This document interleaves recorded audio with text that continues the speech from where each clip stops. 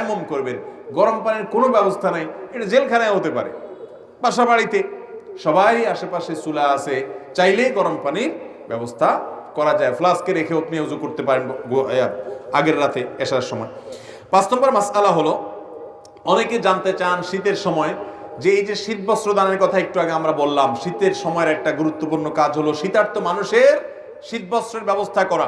এখন প্রশ্ন হলো যাকাতের টাকা দিয়ে শীত বস্ত্র দেওয়া যাবে কিনা? তো এর উত্তর হলো যাকাতের টাকায় শীত বস্ত্র দেওয়া যাবে ওই ব্যক্তিকে যে ব্যক্তি যাকাতের হকদার, তার শীত বস্ত্র কেনার টাকা নাই, তখন আপনি তাকে শীতের কাপড় কিনে দিলেন, যাকাতের টাকাতে কিনে জায়েজ আছে। কিন্তু আমরা সুন্নাহ ফাউন্ডেশন থেকে বা আরো বিভিন্ন সামাজিক সংগঠনগুলো যে শীতবস্ত্র বিতরণের উদ্যোগ নিয়ে থাকে, সেখানে যাকাতের টাকা আপনারা দিবেন না। আমরাও বলি যে আমাদের এখানে কেউ যাকাতের টাকা দিবেন না, কারণ আমরা যখন বিভিন্ন এলাকাতে গরিব দুঃখীদের মধ্যে শীতের কাপড় দেই, তখন কে যাকাত